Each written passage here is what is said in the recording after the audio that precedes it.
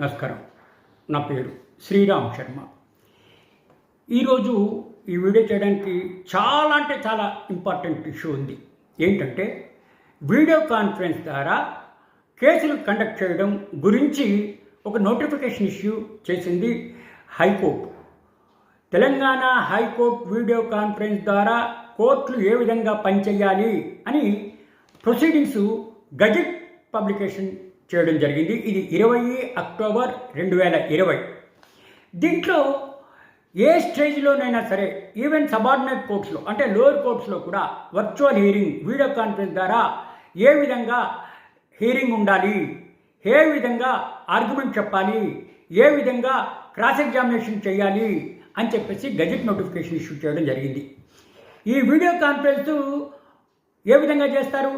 Desktop మీద, laptop కానీ mobile device ద్వారా వీడియో కాన్ఫరెన్స్లో మనము పాల్గొనవచ్చు. కేవలము వీడియో కెమెరాతోనే ఈ వీడియో కాన్ఫరెన్స్లో పార్టిసిపేట్ చేయాలి అన్న రూల్ లేదు. ఈ విధంగా మన మొబైల్ ఫోన్తో, స్మార్ట్ ఫోన్తో వీడియో కాన్ఫరెన్స్ ద్వారా పార్టిసిపేట్ చేయొచ్చు, మనం ఆర్గ్యుమెంట్ చెప్పుకోవచ్చు.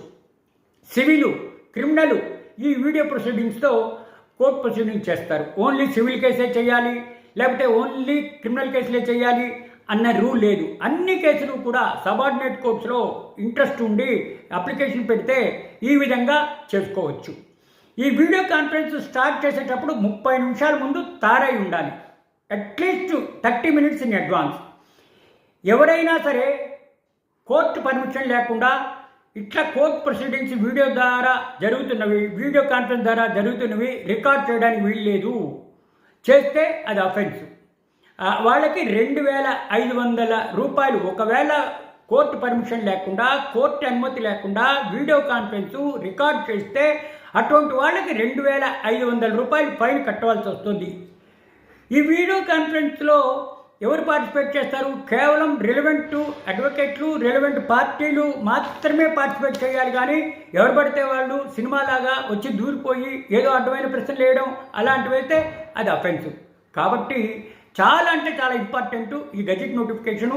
ఇది 28 అక్టోబర్ 2020 నాడు తెలంగాణ హైకోర్టు ఈ విధంగా ప్రొసీడింగ్స్, గజెట్ ప్రొసీడింగ్స్ ద్వారా ఇవ్వడం జరిగింది.